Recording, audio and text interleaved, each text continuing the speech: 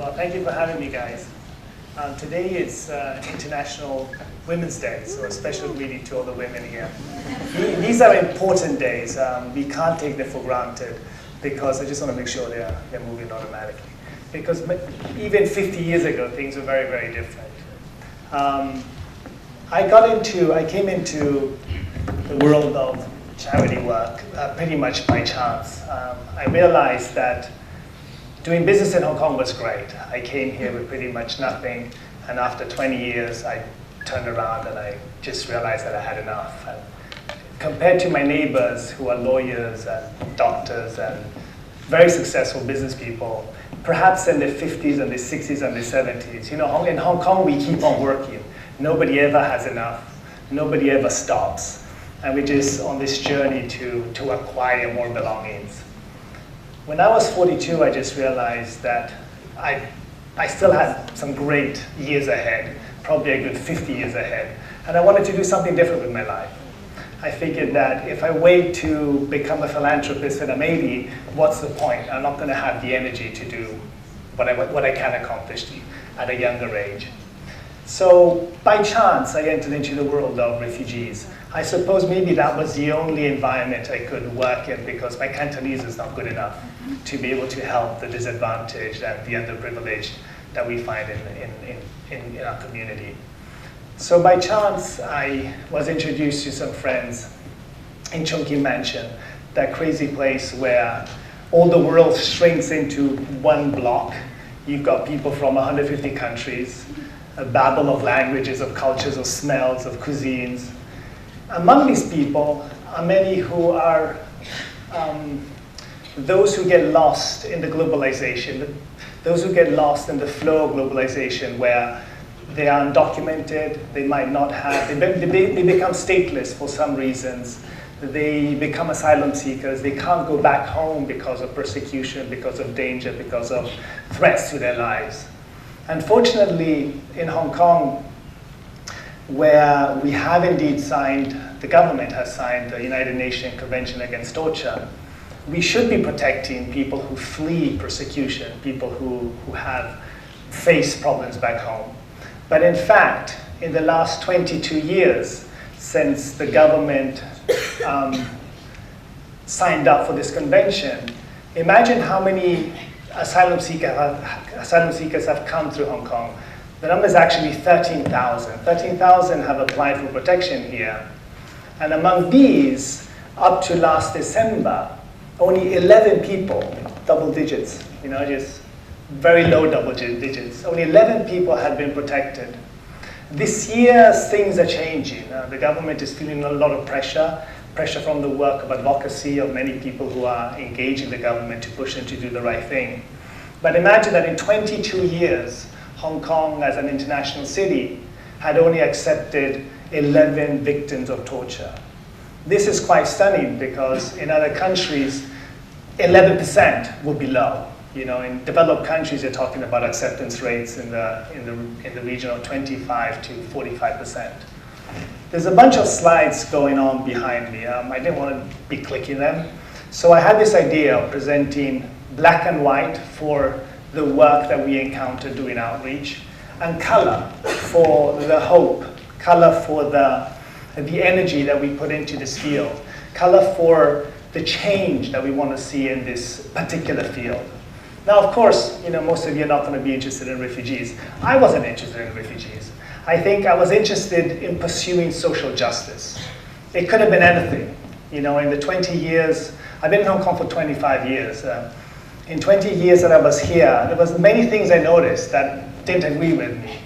You know, I really chose to make these issues bother me. I didn't like seeing those old ladies pushing those carts. You know, I thought about my grandmother, I thought about my mother. I said, how can that be possible? Back in the West, I grew up in Italy. My father's Scottish, my mom's American, so my wife's Australian, so I've been around the world.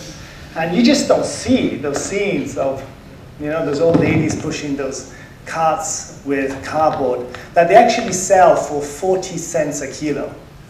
And sometimes you'll see these ladies splash water on the paper and the cardboard that they sell. I actually see this all the time on Cane Road on Sunday when I go out of church. there's this old lady by a 7-Eleven, she's got a pile of paper and cardboard. Because she sells it by the kilo, she splashes water on it. Because she's trying to get a little bit more from the trader who's buying the paper from them, who has a fake meter. He has a doctored meter, right? So they know that the shop is paying less for the kilo, and the shop owner knows that the lady's adding water, so everybody's tricking each other rather than being honest and straightforward about things. So those issues, the issues of cage dwellers, the issues of mentally diseased people with mental illnesses in Hong Kong who get very little assistance, very little education, very little help to integrate. And then, of course, at the fringe of society, there is this world of asylum seekers, people who don't speak the language, people who come here for reasons of safety, but instead of finding protection, find a culture that we call a culture of rejection. How does this work? We didn't quite believe what we encountered. When we started in 2009, we said, it was a group of friends, family friends. We said, let's start a charity together to try to do something different, to try to help this community.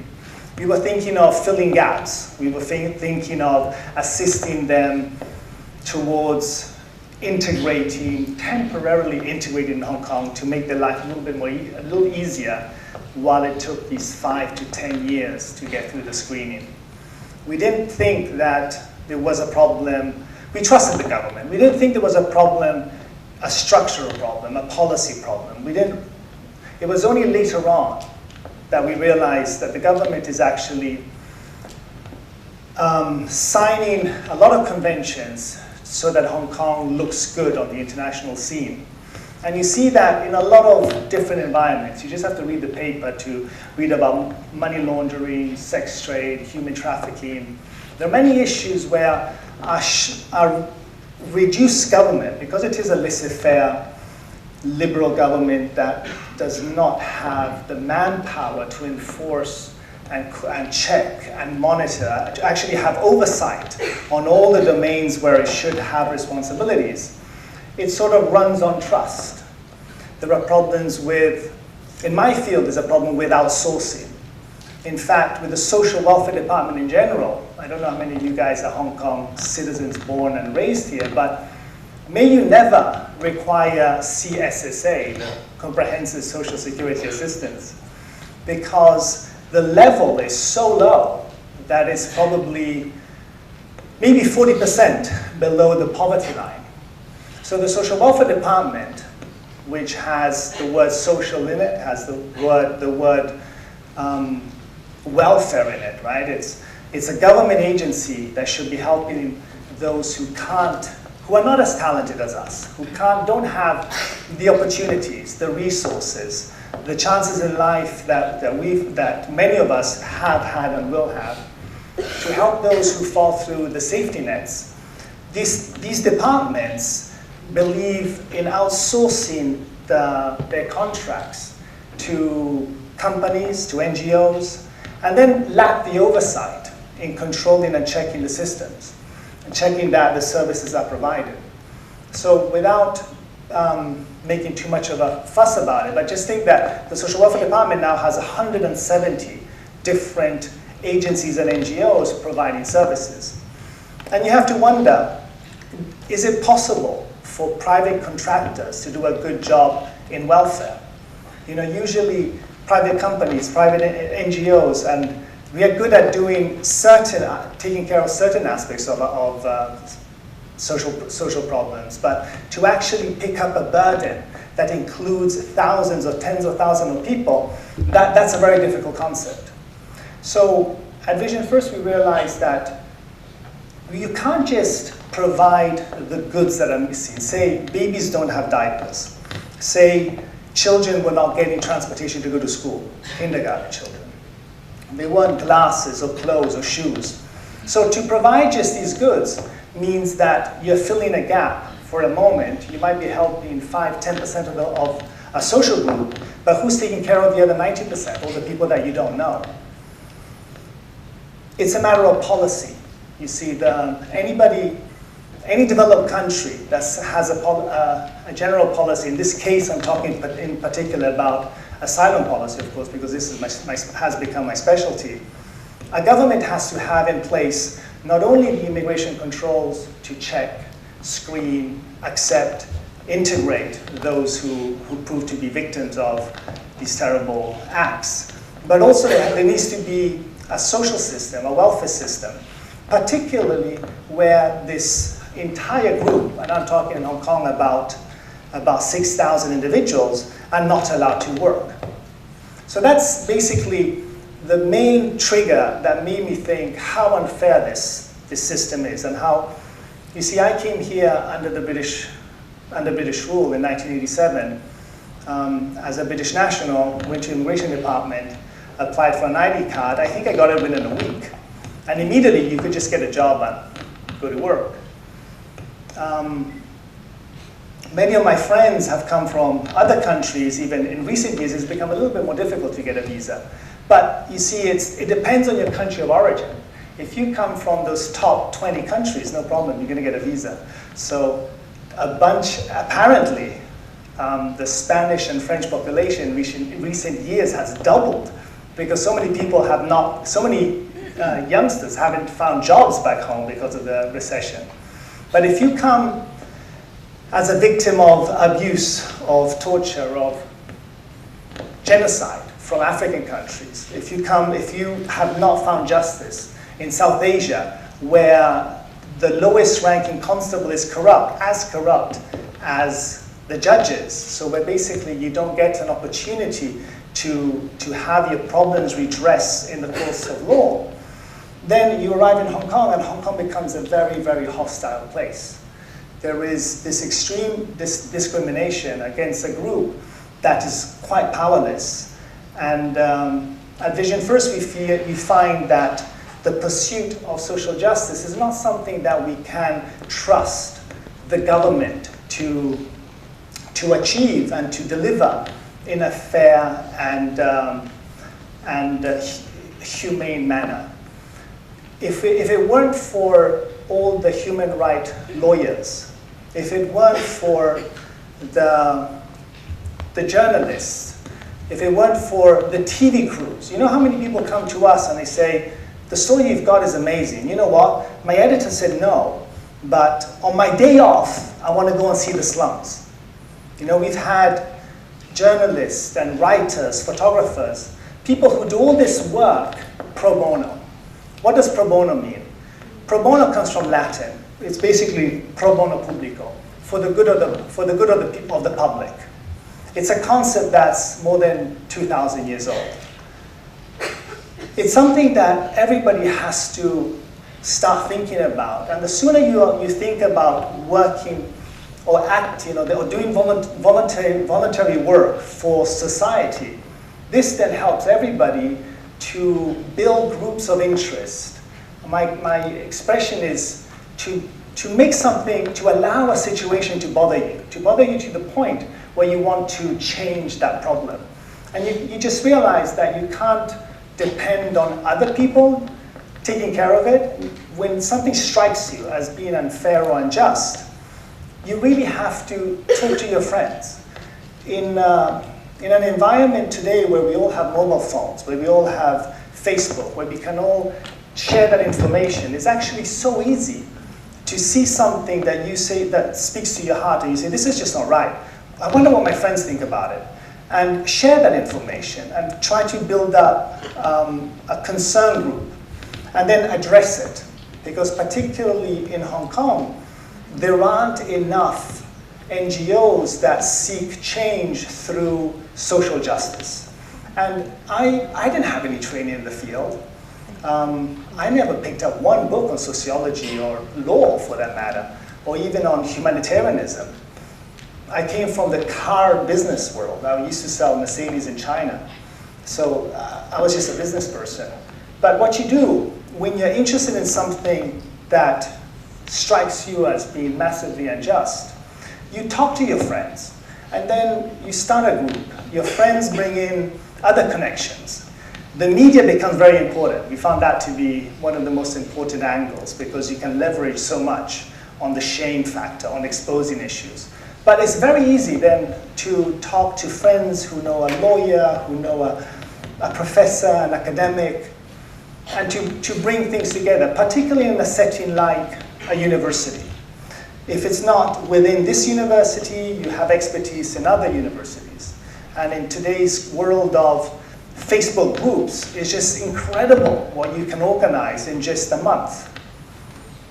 After 5 years, pushing forward Vision First, which is the NGO that I co-founded, I realized that a lot of people thought, what does he want? What does Cosmo want out of this? He wants a contract. He wants to get a salary out of it. Everybody's thinking, what's the business angle? So we realized what became more important was not to promote your own branding of an NGO, your own structure, your own agency, but actually to give legitimacy and authenticity and the voice to the people. So I came back from a Christmas break and I said, you know what Hong Kong doesn't have? There isn't a refugee union. Imagine a refugee union. It's tough enough to put together a teachers union or a bus drivers union. So a refugee union, we have people from 42 countries. We have Muslim Shia who don't get along with the Muslim Sunni. We have all sorts of problems back home, right? But we said, no, all your problems, leave them back home. In Hong Kong, you're all the paper people because they only have this immigration paper. Come together under the pressure of the plight, of the suffering of these 5 to 10 years gaining nothing and fighting against society. Put your force together. Let's create a union that can speak for itself with the suffering and with the truth that comes from years of suffering.